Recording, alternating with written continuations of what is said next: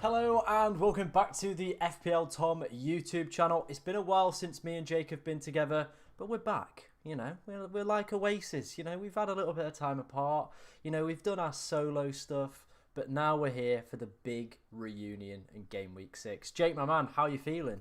Good, yeah. I'm surprised though that we've actually televised this of We're Like Oasis. I thought that's what part of the deal was. We That return, but nothing is televised. yeah. That was part of it, and I did think maybe we do make it like a more premium stream. Like we have to, people have to pay to get in extortionate amounts as well. I was feeling that vibe.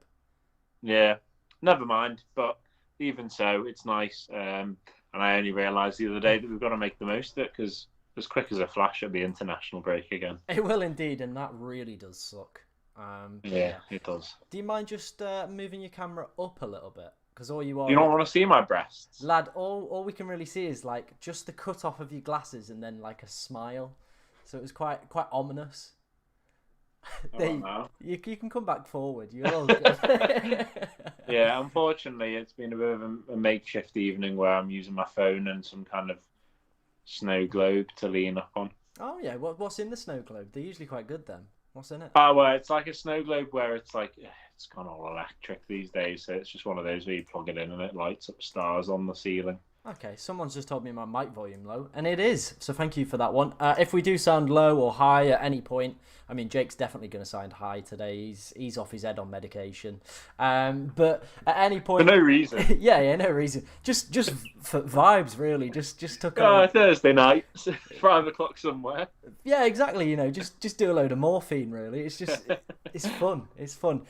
But do get your questions in. Me and Jake are going to be reviewing our teams from Game Week 5, talking about Game Week 6 and the potential possibility of a wild card. We're also going to be answering as many of your guys' questions. We've got betting data to go. We're going to talk about captaincy as well because it's quite open this week with Salah, Saka and Haaland being the main candidates in that regard. But first, we're going to start off with your team from Game Week 5, Jake. Not the best, mate, in the end. 48 with a -4 and a big, fat, juicy red arrow. Talk me through what went well and what stank it up a little bit. I think the most obvious mistake was leaving Haaland and not just committing to him as captain. I mean, I made the mistake last week of captaining Salah, and of course, Liverpool lost to Forest. I think on paper, a lot of people could be forgiven to some extent for captaining Salah over Haaland for the fixtures on paper, but the form that Haaland's in, I think I am in that foolish category to have gone for Salah because of the game week rather than Haaland for the fact that he is in some explicit form.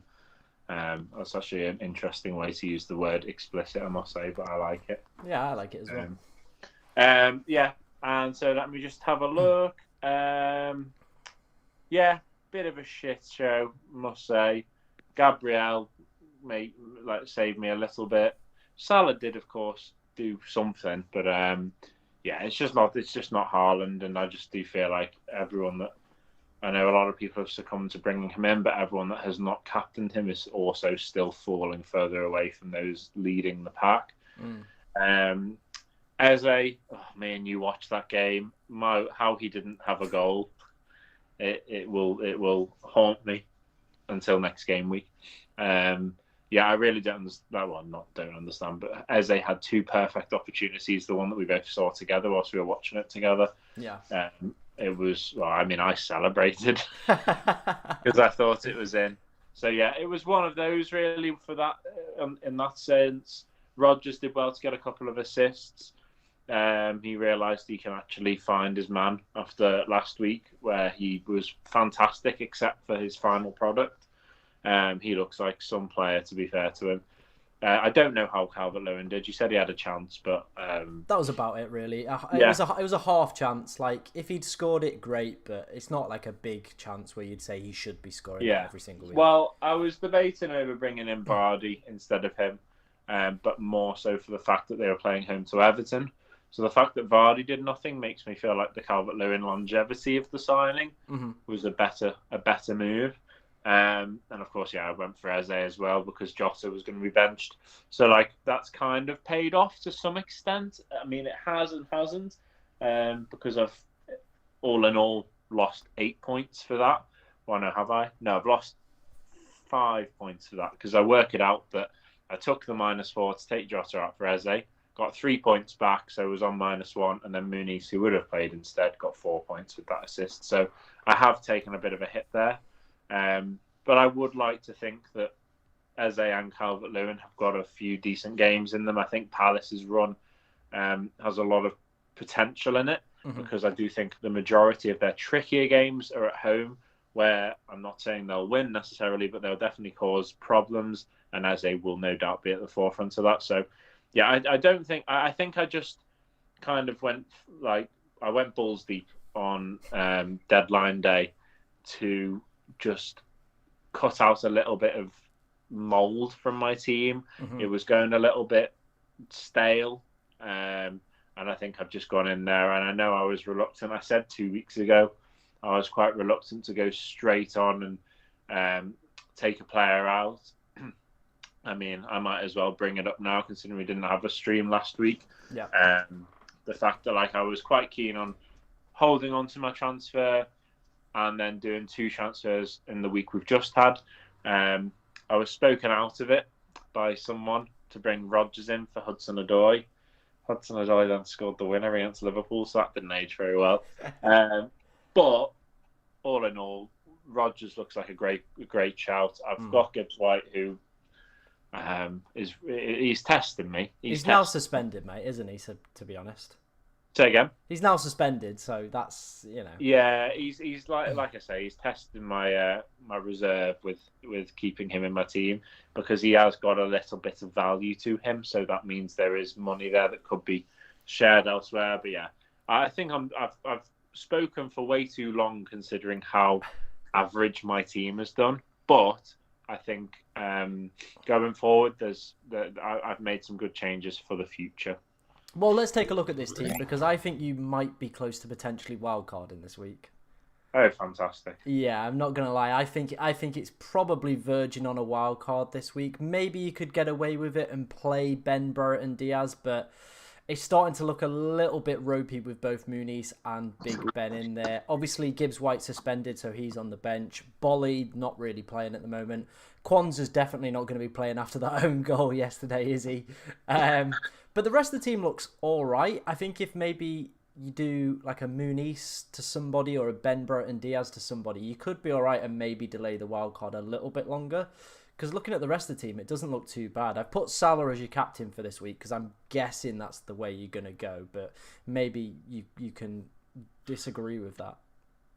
I just feel like I don't want to be too foolish and not play Haaland as captain. And I don't feel like Newcastle have been brilliant recently. The only thing, of course, is that Newcastle at home against City will be up for it. But that doesn't mean that City won't bend over for them. Of course, the Rodri injury is brutal, but whether that has any impact on Haaland is unlikely, considering how he has played without him at the start of the season. So, yeah, I'm oohing and ahhing over that one. It might end up being just simply a bias that I go for Salah purely because they're on at 5:30, and I happen to be going out with a few friends for it. Yeah. So I think I might just go for Salah purely for the entertainment aspect.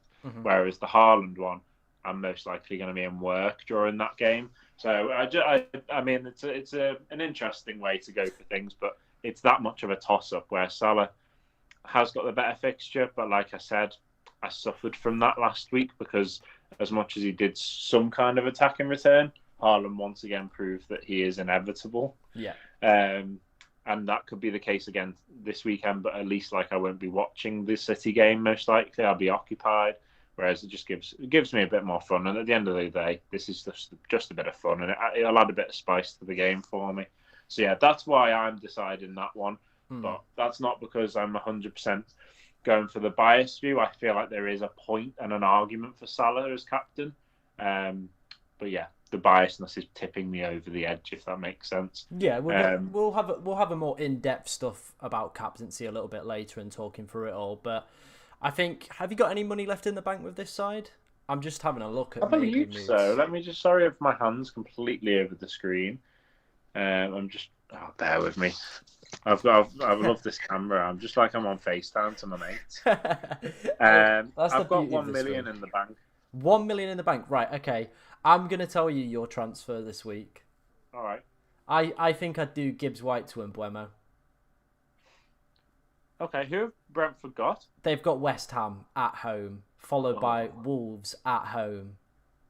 Yeah, no, I like that. I think if I did that, I think personally, I would play. I'd bring him on for Muniz Yeah, and agreed. still play Ben Brereton. I think because Southampton didn't win, I still feel like they're going to chop and change that squad a little bit more. And then I feel like if it doesn't go very well for Southampton yet again, then it's time to look at Ben Brereton Diaz as an outsider. But yeah, no, I feel like my team actually lines up all right.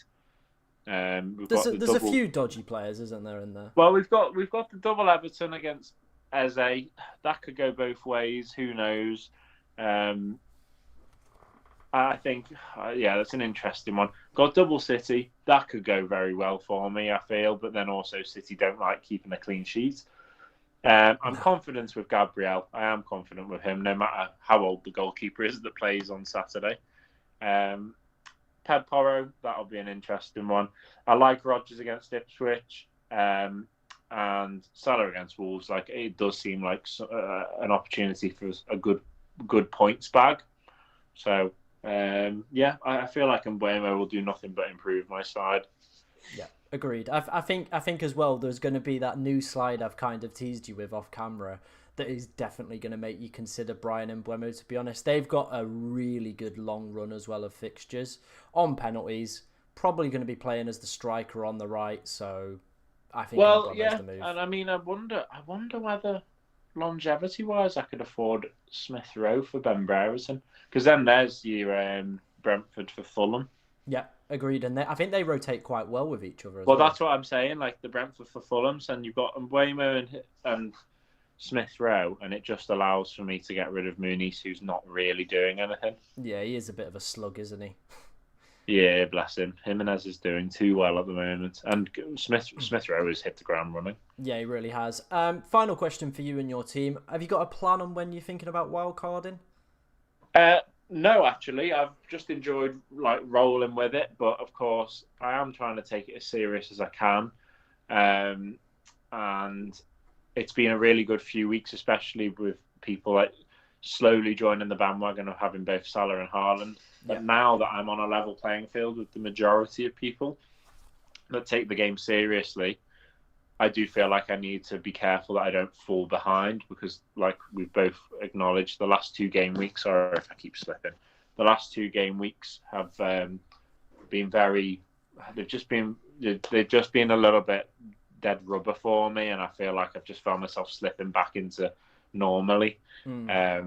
Whereas I was having a good start to the season. So yeah, I don't want to fall behind. I don't want to make it boring for me. So yeah, I think we'll have a little thing after this game week, but I don't feel like I need to desperately make it this week, because as we've clarified, I've at least got, I would say, an 11-man team that can do something. And I'm happy with it this week, as if I make a sensible signing, and it does sound like Mbuemo is the sensible signing. Agreed. Then next week maybe we'll reconsider. I think, you know what? I think you'll be fine, to be honest. Say again? I think you'll be fine if you bring in Mbuemo in next week. Take one of Muniz or Ben Brereton Diaz out, and I think you'd be fine. Well, you know what? I'm going to say this as much as I am going to take it serious. I do think this will force my hand a little bit. Yeah. I will do my wild card the next time I don't hit the average. Okay, that seems like a silly way to play it, but you know. Why is that silly? Because it might just be one of those weeks where, let's say, for example, everybody just blanks, but they've still got good long-term fixtures. Well, we can meet that when we come to it. All right, mate. On the one hand, you say I should wildcard soon. On the other hand, you think that's a silly way to go. So I feel like it just depends on the opinion, really, at the end of the day. And I feel like that's just good motivation for me to just get on with it. Because I do feel like if I'm not careful, I will just hold that wildcard. and I do feel like I should use it in the next month, really. I'd probably say I'd look to the fixture swings around 8 or maybe 12. Those would probably be Yeah. the weeks. Or when I next don't hit the Oh average. yeah, or if you don't hit the average. Right, we've got some channel members and moderators in the chat. George is in here, Andy's in here as well. Do get your questions in. We will start answering some, and of course, do a load later. George says he's struck on either Jota, and Mbuemo or Wildcard. I think as long as your team's all right for this week, maybe in Mbuemo. Like we've covered it in quite a few videos this week that if maybe you feel like you're going to be left behind with some price changes, or maybe you've not got some of the teams that have got big fixture swings, the likes of City, Arsenal, Spurs go on a pretty good run as well, maybe that's when to look at a wild card. But if you've got kind of these players covered off already, maybe just making that one move, Jota to Mbuemo, could be the one. I think Jota could start though at the weekend. I don't know about you lads. Like he played 59 minutes yesterday, scored 2 goals. He's definitely put a good showing for himself. It'll be interesting. I think this game is actually given a few people a really good opportunity to play. I think it's weird because Nunes had a great game against Bournemouth, scored a lovely goal in this first start. Gakpo has really shone at left wing, and yet Diaz has probably been our best player this season. So I feel like Diaz will start on the left. I feel like Salah will start on the right. But I do feel like Nunes and Gakpo are preferred on that left-hand side, aren't they? Yeah. So yeah, I can't see really too far past it being a Salah, Jota, and Diaz front three, because as much as Gakpo's been brilliant, I think they're quite keen on playing him simply on the left. Yeah, agreed. We've had plenty of questions about what to do with David Raya. My first comment is going to be, let's wait and see on comments from Arteta. Obviously, he missed the Carabao Cup game to a thigh injury, and they said they don't know the extent of it. Now, Arteta does have a kind of history of being a bit of a Billy bullshitter and lying in press conferences about players' fitnesses. You just have to look at Saka for large parts of last season where he was like, nah, he's not there, he's out, and then guarantee, rain or shine, he'd be in that starting 11. So let's again wait and see for the press conferences. For me, I think if it's just a short-term injury, like 1 week, I'm just going to play with 10. I don't think it's worth wasting a transfer on a goalkeeper. I've always said that it's a very limited upside position. And if it's a longer-term injury, then I probably would be looking at maybe moving to somebody like Edison, maybe get myself into the City defence without having to worry about rotation. And of course, maybe looking at a Flecken or a cheaper goalkeeper in that 4.5 million option as well. What about you, lad? If you had Raya this week, what would you be doing? I'd definitely wait a week. I'd definitely hold on. Like we've said, it's not worth it. It's really not worth it for a goalkeeper. Because as much as it's Leicester at home, as much as I'm confident with Gabriel, and many people will be confident with the Arsenal defence, as we've learned with the likes of Gvardiol, it's not written in the stars that you're going to keep a clean sheet. And that's really what you're hoping for with goalkeepers, because I know save points can be really good, but even then, you're relying on quite a few saves for some extra points. So, yeah, I think if you're looking to, I feel like it could be a waste if it's just a short-term injury. And of course, like you say, Arteta has had his moments. I wouldn't be surprised, I wouldn't be surprised if even if he is back to fitness, that he is rested for the Leicester game, because it is Leicester, and that's no I can't really argue it is disrespect to Leicester, because they are shite in comparison to Arsenal. But I mean, maybe I'll have egg on my face when Leicester win 2-0 and they've played Neto. I definitely wouldn't be rushing into it. Agreed. Unless, of course, he's ruled out for a significant amount of time. What has he actually done? They've just said it's a thigh injury and not really specified anything else. I've seen an account on Twitter that has said a grade 1 tier, like for a thigh injury, is 1 to 3 days recovery. So if that's the case, he's missed midweek. He's picked up in the Sunday game, so he should theoretically be back for the weekend. But then they might just save him, because he might go, well, it's Leicester. We've signed a fairly decent goalkeeper as backup. Let's just give Neto the game. I could see that happening. Yeah. But like even so what? Just take it this time. Leicester could well score. Who knows? And if they don't, then who cares? Because next week Raya should be back. Here's a question for you then. If Raya is out longer term, do you think that makes Arsenal defensive assets less appealing? Because he has been fantastic this Arguably, season. because he has been bloody brilliant this season. But I do think Arsenal have been very, very solid themselves. But as we've learned with a lot of times that goalkeepers have been injured, they do have a massive impact on the defence because you get used to playing with that specific goalkeeper. You end up trusting them a little bit more, and it does take a little bit more. Like you have to be, like Gabriel and Saliba will no doubt have to be a lot more responsible in their decision making. And I think subconsciously they may just second guess that one or two things that they wouldn't have done had Raya been in goal. And that's only human nature, really. Like they're going to realise that they've not got that chemistry click just yet, and they may want to overcompensate for their new goalkeeper that's in goal, and then that may lead to a mistake or may lead to Gabriel and Saliba not being on the same wavelength. So that's just one of those things. But in turn, it could make them even better. I think that you've just got to wait and see, and you've got to take it as it comes, because I feel like if the goalkeeper's good enough, then he will pull his finger out as well. I feel like I think Liverpool are a prime example. They have definitely conceded goals that they wouldn't do if Kelleher was not in goal and if it was Alisson. But I don't think that's anything down to Kelleher's quality himself. I think it's more down to the fact that there's a massive connection with Alisson, with Van Dijk, with Konate. You see that even with like when one of the centre halves are swapped over. So yeah, it's bound to have an impact, but I feel like when it's only a few games, then it's not that big a deal. And then arguably, if it is long term, you'd like to think that they'll be able to recover after a while, even if they do have a couple of blips.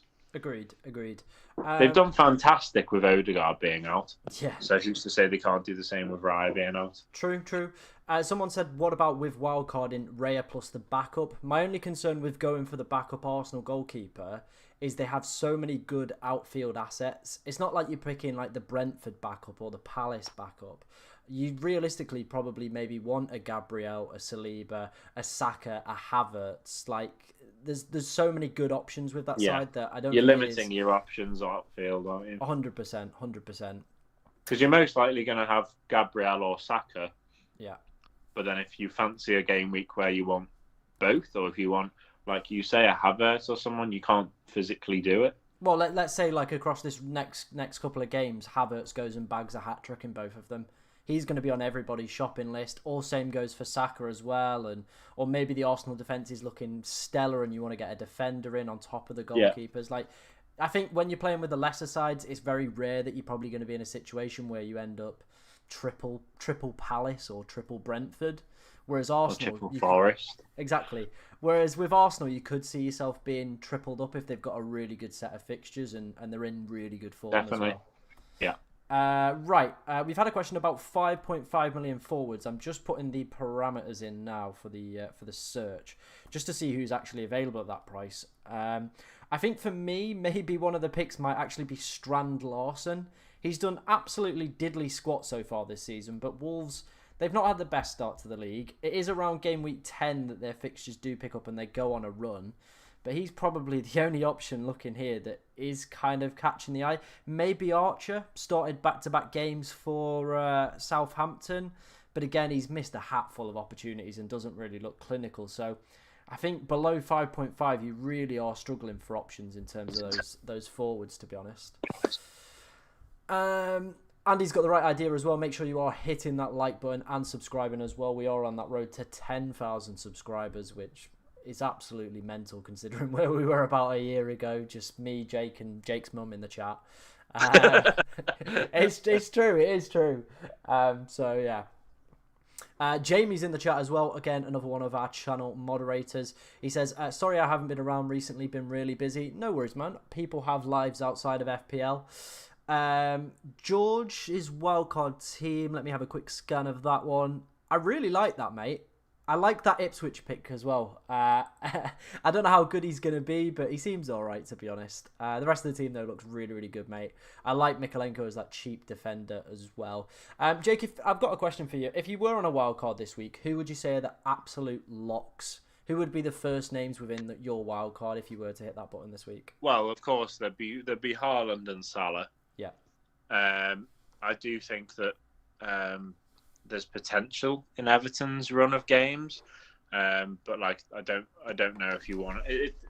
I don't know how heavy you want to commit to that, but I feel like the midfield is so stacked on this game. The defense is pretty solid with the choices that you're going to stick to. I think you're going to have a Saliba or Gabriel.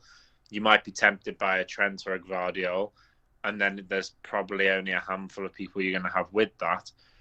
That I feel like there aren't that many options up front. So someone like Calvert-Lewin could be a perfect fit for that. I think it's a shame. It's a shame, really, with the Raya dubious comments, because he'd be a perfect fit for the goalkeeper. But then again, I actually really like how you tactically set up at the start of the season, or said you were going to, even though you've completely gone back on yourself. Because I think having the substitute keeper, of course, I agree with your point, not having it for a big side, to waste that second player. I do feel like having that substitute keeper is a really good shout, because then you just don't have to worry about it for the rest of the season. I think how the season's gone so far, maybe someone like Palace, or I'm trying to think off the top of my head, or Brentford even. They would probably be the shouts I'd go for goalkeeper and their sub keeper. Yeah. So yeah, that would be interesting. I still really like the Brentford and Fulham switch up. And I mean, two players in red hot form, Mbeumo and Smith Rowe, would be really good assets to have. I think Morgan Rogers is a really cheap, perfect asset to have. So if I were to have my perfect core spine, I think I would go for the Brentford goalkeeper and reserve. Yeah. I'd go for Gabriel, Trent, and then maybe go for someone a bit cheaper than Gvardiol, but Gvardiol... A Lewis, obviously, with that Rodri injury now. 100%. That's a great shout.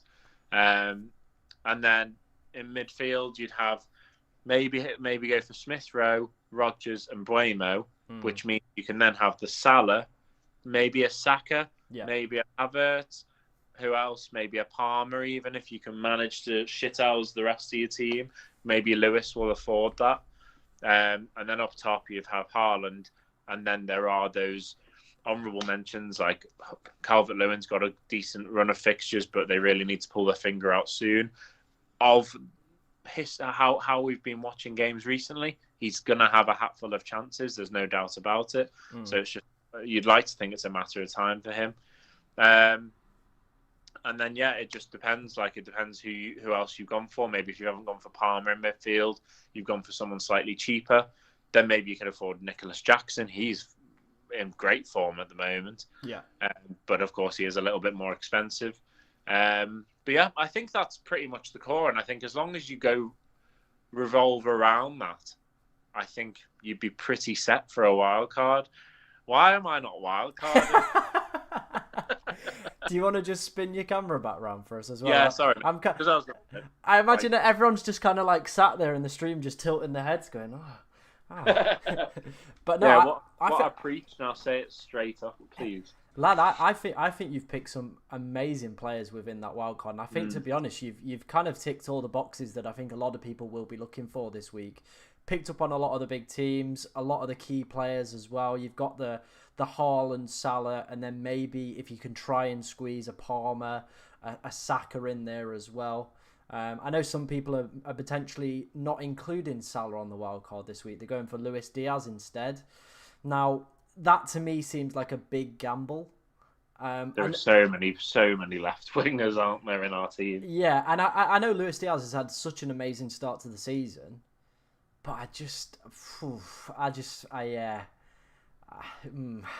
I'm not sold on it yet. I need to see a lot more. like probably a good couple more game weeks from Luis Diaz consistently scoring every single week to go, right, okay, it is worth dropping the money out of Salah to go to Diaz. Yeah, I agree. It is making me think. Maybe put yourself a wildcard team together in FPL.team, see what you can get, and then maybe if it is worth hitting that button, then you know. I'll send it over to you on deadline day. I'm not streaming, am I? I'm in Sweden. I won't send it over to you on deadline day. Have you got any more streams lined up or not this week? I've got one tomorrow. We'll be doing a deadline preview stream, going for all the stats and stuff. So if you want to send it over, then I'll take a look and we'll review it on stream together, mate. All right, mate. I'll do that. I'll get you on sorted. Cool. Right, let's move on to my team. We will go back to answering some of your guys' questions once we've reviewed my team for this week and, of course, last week as well. Let's start off with the points. Finally, a green arrow. Like, it's taken 5 game weeks to get there. Obviously, we didn't have Haaland at the start of the season. It didn't really work out. This is the worst start I've ever had to an FPL season ever. But we've wildcarded last week. It had to be done. And I'm pretty happy with how the teams turned out, to be honest. This week, we definitely got lucky in some areas. Cons are scoring very, very lucky. But we've picked up all the players that I wanted to have going forward for the next few weeks. The likes of Bukayo Saka, Salah, Haaland, Calvert-Lewin and Buemo. I still wanted a Liverpool defender in there. I wanted an Arsenal defender in there as well. And we did go for Raya. So hopefully he's fit and available. There was obviously a couple gambles because I think you always have to have 1 or 2 when you are wildcarding. Jamie Vardy, obviously he's going to be on the bench for this week with Arsenal, but there's still some pretty decent fixtures in there. It looks like he's still the main man. And then Kevin Schade, who was predicted to start up front with the Visser injury, but did come off the bench. However, I'm feeling quite confident about his chances against West Ham. I saw a statistic about strikers playing kind of up front against West Ham, and pretty much a lot of them have done exceptionally well so far this season. So if Kevin Schade is starting as the forward, this move could pay off. However, if he doesn't, then it's just a dead spot on the bench, which is a little bit frustrating, but it is what it is. It would never be a simple wild card with me. Let's move on to how the team is looking for this week. Oh, that did absolutely diddly squat. That was good. I like that. There we go. This is how the team is looking for this week. We've obviously got Raya in goal, again, pending any further Arteta comments around his potential fitness. A back three of Aina against Fulham, Robertson against Wolves, Konza against Ipswich, a midfield 5 of Mbeumo, Rodgers, Saka, Schade and Salah as the vice-captain. And then up front we have got Erling Haaland with the armband currently and Dominic Calvert-Lewin, Fabianski, Vardy, Mikalenko and Greaves on the bench. What do you think about that one, lad? You're not confident on a Mikalenko defensive masterclass? I am and I'm not. Like, I think they've got pretty decent, as we'll come on to see, they've got some pretty decent clean sheet percentages, but I don't know who I would... I think Schade would be the only player that I'd start him over out of that whole squad, and I think I rather would take the gamble on Schade. Yeah, you got to be positive. You don't want to be hoping for someone not to score rather than hoping for someone to score. Yeah. I think if he is playing as the 9, he will get chances against that West Ham defence. They've looked very, very shaky. Yeah. Agreed. But like his minutes aren't secured, so it is a gamble. But I'd say looking at the rest of the team, I expect everybody else to play and start. And we've got bench players that if Schade doesn't even come off the bench, we've got players that can fill in. So I'm not too worried. That's nice. I like it.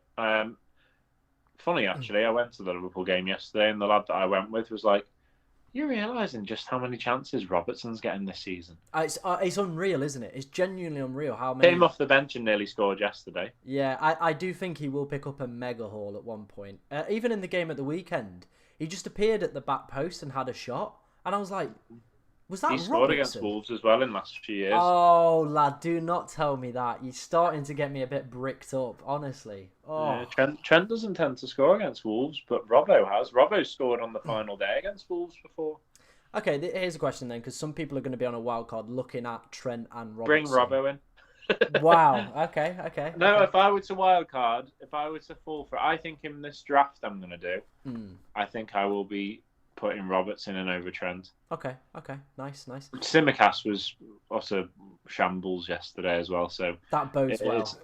Yeah, there's not much of competition at the moment in the Premier League. Okay, I'm liking that. I'm liking that. Another team for you potentially to consider as well is Nottingham Forest defenders. I know you've already got Bolly, but obviously considering one that actually starts, they're currently sat third for XG conceded so far this season.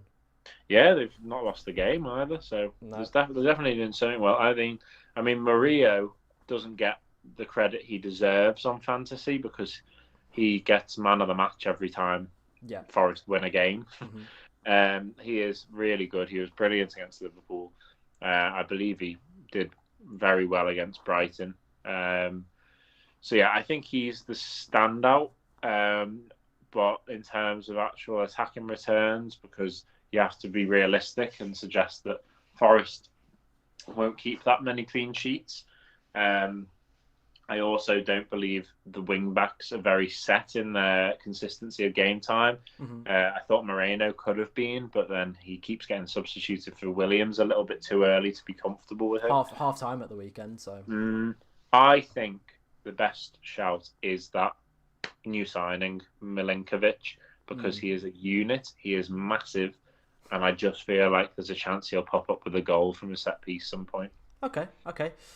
George is saying Sharda is tempting me on the wild card. It's a dicey pick, mate. It is a very, about very Carvalho, dicey. though, do you not think he might get given a bit of a go? Well, they played him up front at the weekend, but when they go against lesser teams, they play a 4-3-3. And from reading into it, a lot of the Brentford accounts think it will be Carvalho or Keane Lewis Potter on the left, or Sharda. Sharda can also play on the left. Sharda as the 9, and Mbeumo on the right. But again, Mbeumo can also play as that striker, so where does that put Sharda across that front three? I feel like there's no real competition for that right wing slot, is the only issue. I feel like no one can play that right wing slot as well as Mbeumo, whereas Sharda probably could do that striker role. He's quite a big lad. I didn't realise how beefy he was. He's fast as well, isn't he? Isn't he one of the fastest in the league? I don't know about that. I've not seen anything on that. Maybe you've got some. I'm not searching anything on my phone. My phone's slipping and sliding as I speak. But yeah, if this was your team this week, barring let's say Raya's fit and fine, is there any changes you'd maybe make? No, I don't think so, mate. I think that sounds good. I like it. I've really tempted myself by the Nicholas Jackson. I think he's looking better than Palmer even at the moment. The only thing I would say on Nicholas Jackson is I don't think the next 3 fixtures are that good as people are making out. What are they? We're in there, aren't we? They've got Brighton at home. Yeah. Brighton have started the season exceptionally well. Then they've got Forest at home. And as I just alluded to, Forest currently sat third for XG conceded. And that's not just this season as well. It's since Nuno's appointment have been one of the best teams for XG conceded. So I don't see them winning 4 or 5-0 in that one. Then they play you lot away. Yeah, but I don't see them. The only thing I would say is I don't see them going 3 games without scoring. Oh, yeah. Especially when they've got 2 at home. True. Maybe a defensive asset, maybe a bit shaky. But I think Palmer and Jackson have still got a very good account for themselves. Would you not be more tempted maybe by Dominic Solanke? I don't know their fixtures. I imagine you're saying that because their fixtures aren't bad. No, they're also a little bit dicey. It's United away this week, then Brighton away, then West Ham at home. I don't know. I feel like, it doesn't help that Solanke hasn't played West Ham yet. Yeah, and because they are terrible. Nicholas Jackson looked unbelievable against West Ham. But the thing is, I was watching Match of the Day and they were kind of analysing why Nicholas Jackson was getting so much space. It was absolutely idiotic tactics. And if you watch, I think it's the second goal where Chelsea play a lovely triangle and then he's just in on goal. It's not hard stuff. You know what I mean? Not rocket science, is it? And it's that's not going to work against probably 99% of teams in the Premier League. It's just because West Ham have the tactical knowledge of a spoon at the moment. And that's why you can play... That's sort of stuff you'd see on Sunday League, where it's we've put 3 passes together and we're through on goal. Yeah. Most top teams at this level are not going to be carved open like that. So that's why I'm a little bit hesitant on Jackson. I do think he started really well and looked bright, but... I just think maybe that West Ham game is just a little bit. Well, maybe I've got to be careful that I don't get roped in like I was tempted with by Madueke when he got his hat trick. Yeah. Again, playing against another poor side in Wolves, and we've seen how terrible they've been as well this season. Well, maybe that's it. Maybe we're thinking Chelsea are back, but they've played some shocking teams. Yeah. Agreed. So yeah, we'll see. Although they did put 5 past Barrow, which is it's not for everybody putting 5 past Barrow. No, let's put it that way. All. I don't think we've ever put 5 past Barrow. Oh, we've definitely not put 5 past. We've put 4 past Barrow. I know Tranmere back in the day. They got a nice last minute. They were 3-2 down to Barrow in the 90th minute and won 4-3. There we go. Someone said even Andy Carroll could run away from the West Ham defence. So true at the moment. Andy has said Solanke is getting closer. He will be the main man. He's taking points off Son as well. And West Ham are bad. Agreed. Bryce has asked, should I start Carvalho or Garnacho? You know what? I've been really impressed with Garnacho this season. I'm baffled that he's not starting games because I think he looks like United's best player. I completely agree. But then at the same time, that Carvalho against West Ham is a tempting one because they've been pitiful. They really, really have. Yeah. Depends who the rest of the team is. But yeah, I think Carvalho might be. If you've got him in your team, I think you've got to risk it against West Ham. Yeah. Agreed. But I do like Garnacho. He has looked tasty. Tasty. That's why I'd say maybe it's worth seeing who else there is because they're both decent shouts. Yeah. Agreed. You'd imagine there'd be Salah there, and then let's say you can only afford one more midfielder. There aren't that many other players maybe that you'd be tempted over that. I guess maybe like Saka and Rodgers are the two that I can think of. But I'd play Carvalho over Rodgers. Just give it a risk. Give it a go. What's the point in having him in your team if you're not going to give it a go against bloody West Ham? True. Louis asked us, should I buy Maddison or Diaz?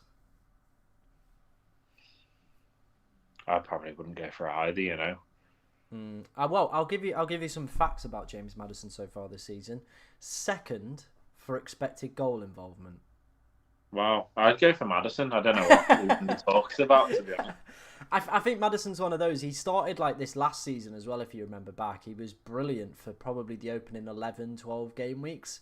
Picked up that injury and then never came back, did he? But I do feel when Maddison is in his prime and he is cooking, he is a bit of a different beast. It could be a big differential. But at the same time, Diaz has been on fire as well.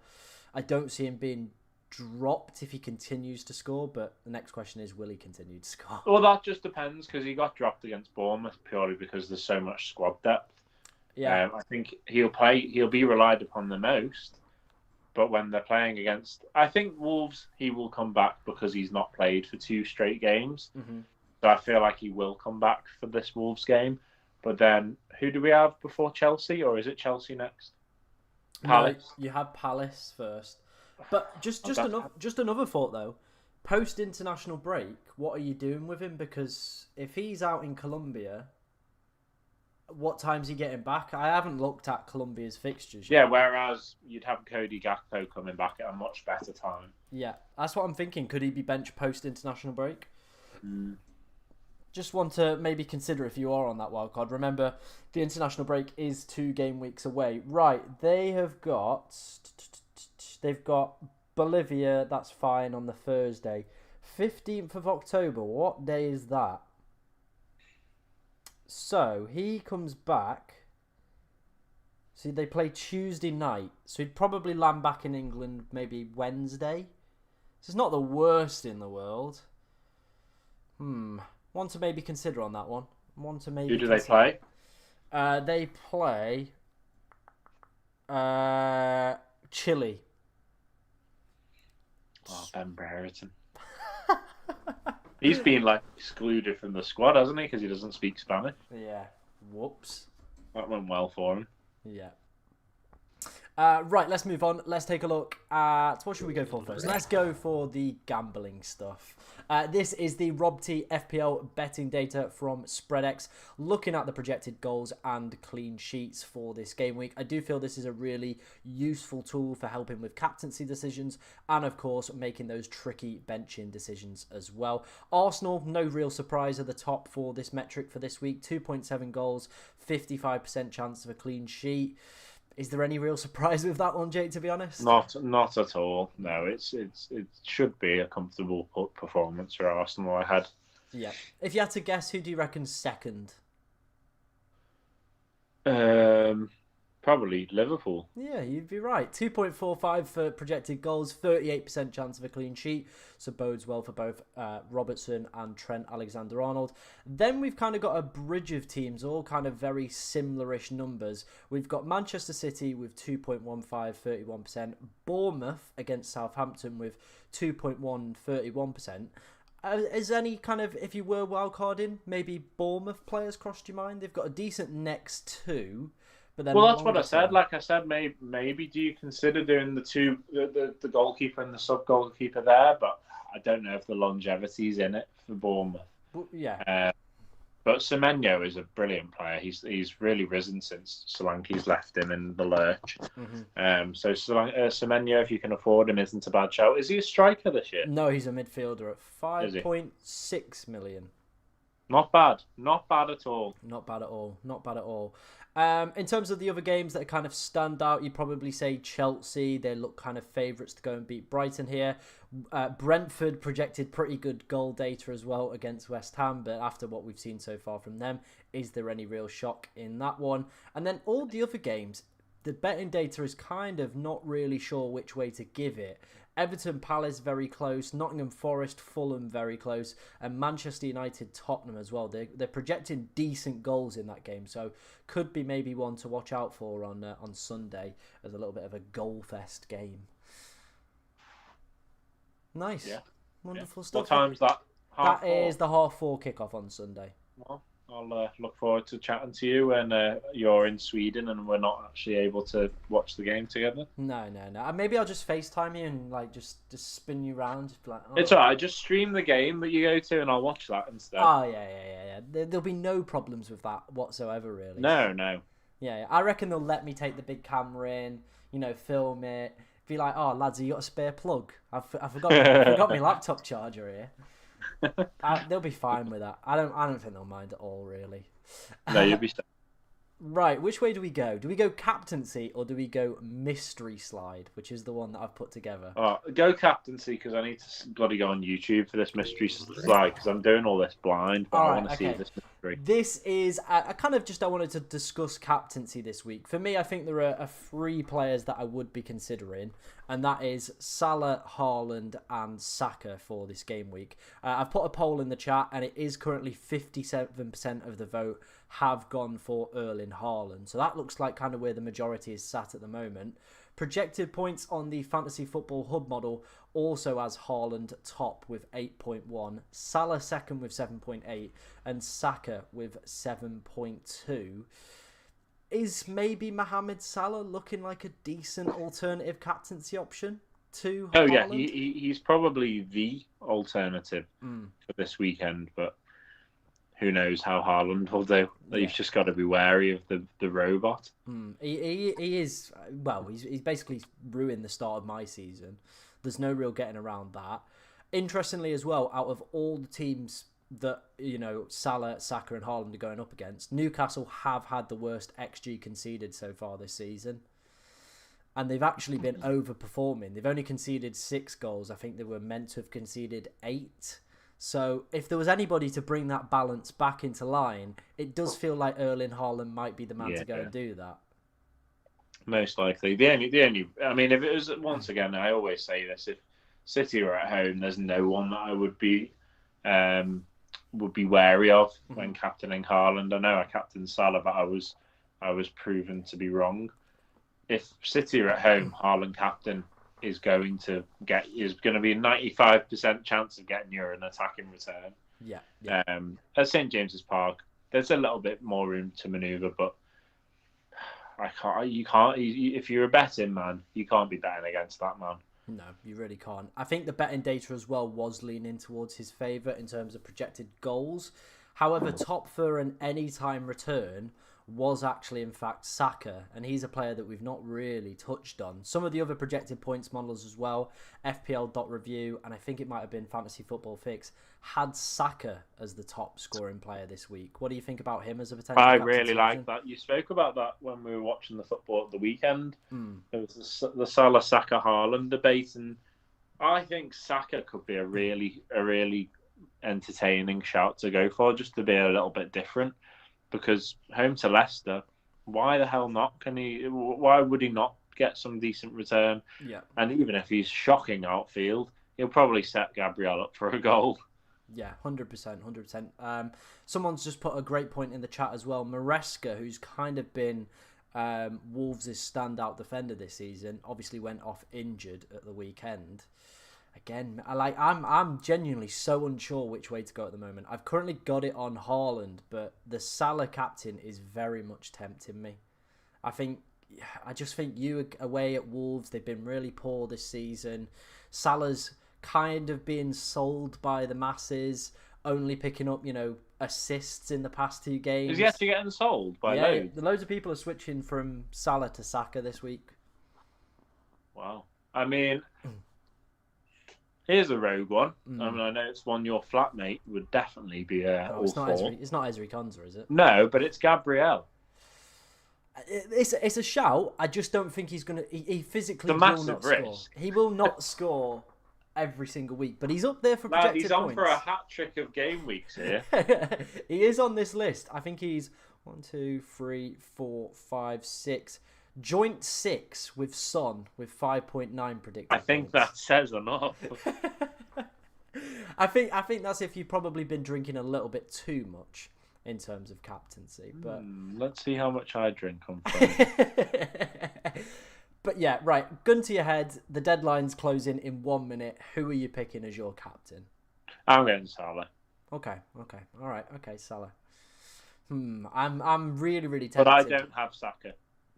Yeah, I think, right, I think if we look at the fixtures, Haaland realistically after this week is going to be the captain for everybody's team for the next 4 game weeks. Okay? They've got Fulham. Let's go out on a high, Tom. Well, they've got Fulham, Wolves, Southampton, Bournemouth as their next 4 games after this. God. Haaland's captain for those next 4 game weeks. That's locked. That is done.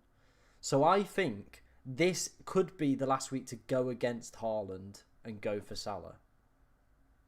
I agree. No, I do agree there. Or go for Son.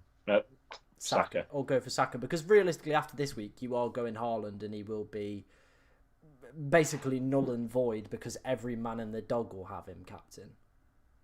Precisely. Yeah, no, I agree. I think why the hell not go for Salah? Because for the next 4 game weeks, we're all going to be boring. Yeah. Not boring, it's just the sensible decision, isn't it? He's playing against newly promoted or down the bottom sides. Why would you not captain one of the best players in the world? Yeah, agreed. Cool, right. It's the moment you've been waiting for, lad. It is the mystery slide. This, honestly, mate, is going to get you very moist. Let's put it that way. And hopefully it gets the viewers a little bit wet as well and randy. So if you do enjoy it... Over 18s only. Yeah, over 18s only. Right. Let's reveal what it is, Jake. You're going to be very impressed with this, mate. So what I've done on Fantasy Football Hub, I have found a way to basically look at the player playing against that side and put their record together for you. Oh, yes. And what, their head-to-head record? Their head-to-head record. That is gorgeous. So the players I've got are Brian Mbeumo, Salah, Haaland, Son and Saka. So obviously we just spoke about those 3 as in terms of captaincy options. But the reason I wanted Brian Mbeumo in there... 5 games versus West Ham, 3 goals, 2 assists, 100% success rate against West Ham. Wow, not too bad. How does that make you feel? Maybe we're overlooking Brian. Yeah, no, I'm just. I definitely think you need to consider getting Andrew Robertson on there. Definitely something to consider. But I'll have a look. I'll have a look while you talk but yeah, about I think Mbeumo's definitely tickling my pickle, Mbeumo.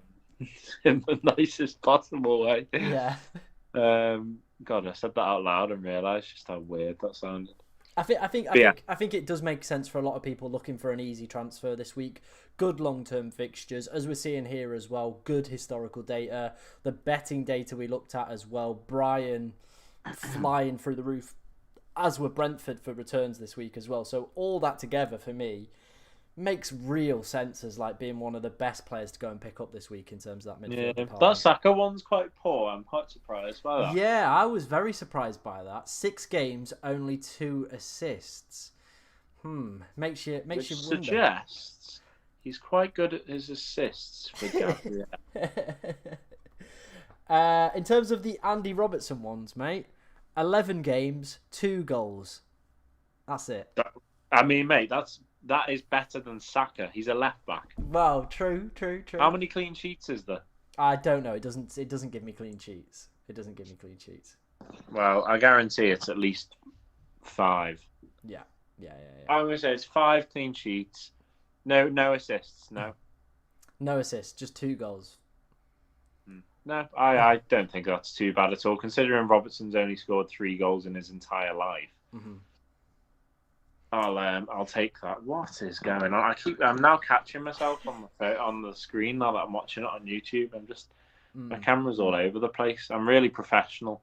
Yeah, looking at the Salah record, it's actually pretty decent against Wolves as well, isn't it? Yeah, no, it is. So, obviously, past results do not determine future results. That's a given, but there just does seem to be a bit of something in the water with this. There is something, we kind of keep pointing it out in most of our streams last season and this season, where it just happens. You pointed out Ezri Konsa to me in the game against Wolves last season where he scored. So there he was again. It's not. There's probably not a science to it. There is probably is. There definitely is a science to it. Subconsciously, if you've got a good record against the team, you will be more confident for that game. There's no doubt about it. It will definitely have a part to play. Salah toys with United. He does toy. No one else will toy, and his record will just help him.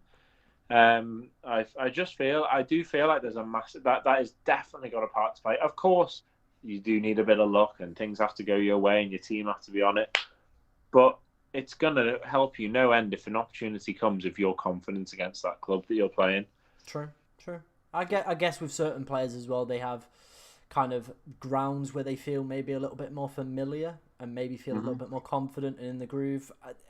Yeah, I don't know. I feel there's a bit of maybe psychology behind it rather than kind of just pure number-based stuff. Yes, I agree with that. Yeah, and that's obviously a lot more harder to judge and a lot more harder to explain. I mean, it is, but in layman's terms, you just have to look at the head-to-head records and how they've done, like you've provided here. You love this slide, don't you?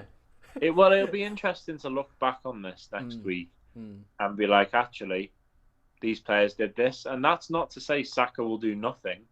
It's just to say that it's more likely that Mbeumo's going to be right up for that West Ham game because he knows he's got a good history against them. He knows how he can play against certain players. And that will also have a part to play. He'll know how he plays against certain players. And granted that West Ham have changed quite a lot, but he'll be up for it nonetheless because of his record, full stop. Saka will be up for it because he's at home for Arsenal against the newly promoted side. There's a different twist to that one. If he had a good record against Leicester, it would just add insult to injury for them because you'd be like, God, he's got 6 games, 5 goals and assists, and they've just come up and they're at the Emirates. You'd be really tempted. I think the lacking of goals and assists is a bit makes you a bit wary, but at the same time, that's not to say he won't perform this weekend. Yeah, I just want to quickly have a look because someone's just pointed out in the chat that it was a long time ago. Obviously, they were relegated, so I just want to look when those games actually took place for a quick second and see whether or not that's actually correct. Well, it would have only been a year ago. Well, They yeah, came they only straight got back up. they came straight back up, so they would have had that season. So there's 2 games there, and then consistently throughout those as well. So Saka's still going to be, or would have been, a starting player at that point for Arsenal most weeks. Is he going to give me a breakdown? I'd like a breakdown, please, not just like wishy-washy rubbish. Where is it? Talk amongst yourself, Just. Yeah. So how's things going, lads? How's the kid? I mean, Transfer Marks just had an absolute stroke and has broken down. To be honest, please bear with me. That's all right. I'm looking forward to the tension. Is just the tension. The tension is getting a little bit out of hand, to be honest. But do keep your questions coming in, guys. Me and Jake will answer a few of those before we do finish up. 2023, 2022, 2022, 2021, 2021, and 2020 are the dates. I mean, he's still going to be a starting player probably post 2022, so still 3 games. It's not great considering. No, when you can still compare it to Haaland, who's got a goal and assist against a better side. Yeah, in 3 games as well. And that 2023 game is against a Leicester side who were relegated that season. So, yeah, I think we'll do this for every week going forward. I'll obviously pick out kind of the top standout players for that week. I love it. But I knew you'd be a big fan of this slide, mate. I knew you'd be a little bit saucy for it. It's just right up your alley, isn't it? Oh yes, it is. Right, let me just tell you. Go on. In the last time they played, Martinelli scored in a 1-0 win. Trossard assist. So Trossard, nothing to worry about there. But Martinelli scored in the other game before they went down. And so in the last 3 games, Martinelli has 2 goals and an assist against Leicester. Well, maybe if you're playing, I think it's African players this week. Oh, Tom. Go on. Go on. 2 years ago, the season before the season they went down. Yeah. Arsenal won 2-0 and Gabriel scored. Oh, there we go. There he is. He's in there. Oh dear. Vardy's also scored a couple of goals against Arsenal. That's why I've got him first on my bench, just in case Kevin Schade don't play and Raya's not in the squad. I'm maybe thinking, you know what? Maybe Vardy just comes off the bench with a couple goal points. I won't mind that, to be honest. Right, we've got some questions flowing in. What ones have we got? I had some a second ago. Start Schade or Calvert-Lewin? I would probably go with Calvert-Lewin. On penalties. He'll play all the 75 minutes without any worry. I'd say even probably more. I reckon about 85. Yeah. They play an Ndiaye up top with him, and their only other player off the bench is Beto. Yeah, John Dyche has realised he's not the one. Yeah, he is dog dirt. He really, really is. So, yeah. Interesting. Last Saka return was against Leicester in 2021, which was the Gabriel goal.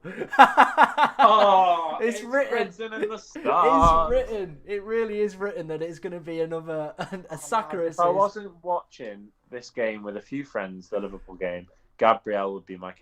Do I just get that? Am I captain Gabriel? No. Come on, walk away from that one. A curse we haven't actually spoke about is Mahatma Gandhi. Obviously, the City game's the early kickoff this week. Yeah. And, I mean, he's not really turned up so far this season as Gandhi. No, he's not. Not at all. So is this the week that he strikes? It could be, to be fair. Yeah, it could be. How did United do? They won, did they not? I think so. Yeah, they won the early kickoff, if I'm not mistaken. I can't even remember. I just know that it happened. Yeah, I feel like it did. Jamie's just said do it in terms of the Gabriel captain. So, don't... Cheers, Jamie, mate. Let's not give him encouragement, all right? Come on, guys, come on. You can do better than this. Right, by round. So Chelsea won in the early kickoff, 3-0. United won 3-0 in the early kickoff. Arsenal-Brighton, was that the early kickoff the week before? That finished 1-1. Yeah, but that was probably about right. And there was a red card, which doesn't help. United lost 2-1 against Brighton, but that was probably the most United. That's Brighton, though. Yeah, that's the most United result I've ever seen.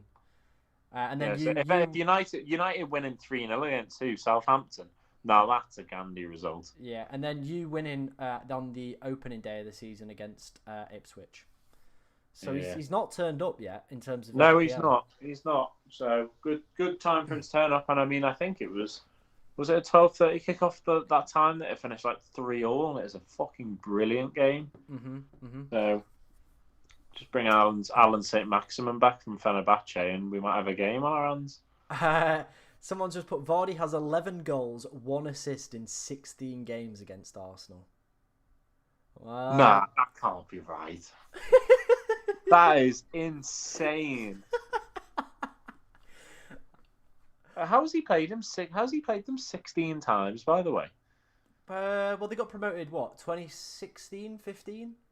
So two times a season, probably some cup games thrown in there. 11. The only thing going against him is his age, though, isn't it? It is his age, and I do feel this Arsenal defence is a lot better than what it was a couple of years ago. Yeah, but if Raya's out, maybe. If Raya is out, I might be benching Sharda and going, "Come on down, Jamie. Come on down, pal." Yeah, that's maybe one to consider going forward. But yeah, we'll definitely have that slide in the old preview streams every single week. I know Jake's really a big fan. Oh, so much. Any final thoughts from you, Jake, mate? Or all good ahead of this game week? No, all good, mate. All good. Just going to go pop a few more pills of anything I can find, jab myself in every orifice. Yeah. Lovely word, that. Lovely word. Yeah, I mean, if you really break down what I've just said, it sounds a little bit sexual, which is not what I meant. But No, all good. Looking forward to the weekend. Like I said, making the most of the fact that we've got 2 weeks and then back to the bloody international break. Wow, yeah, that is the only downside. Final question. Someone just said, sorry if you've already covered this, but in the stream, love the content, but DCL or Wood, I just can't pick. I'll probably go DCL for they've got a good few games. Give him a bit of a run. I don't mind if you go for Wood though, because he's on the bloody set pieces now. He's on the penalties, which is really upsetting. So is Calvert-Lewin. Both players are on penalties. No, I know. I just mean like Wood, like without the set pieces, you'd still be kind of tempted by him because he had a good start, but now he's on the penalties as well. I kind of understand it, but Everton's run of fixtures has shifted ever so slightly. Yeah, I do agree with that. One. Right, guys, I think that's going to call it there. There will be a preview stream tomorrow. Unfortunately, no deadline stream as I will be flying to Sweden, so can't help that. But I'll be back for the week after. Me and Jake will be back next week as well with another one of these streams, going through all the key data and stats you need, and hopefully we'll be both sat here with fat, juicy green arrows. But yeah, any final thoughts from you, Jake, or all good, mate? All good. Up the Gabriel captain. Up the Gabriel captain. Right, guys, see you very, very shortly and enjoy Game Week 6.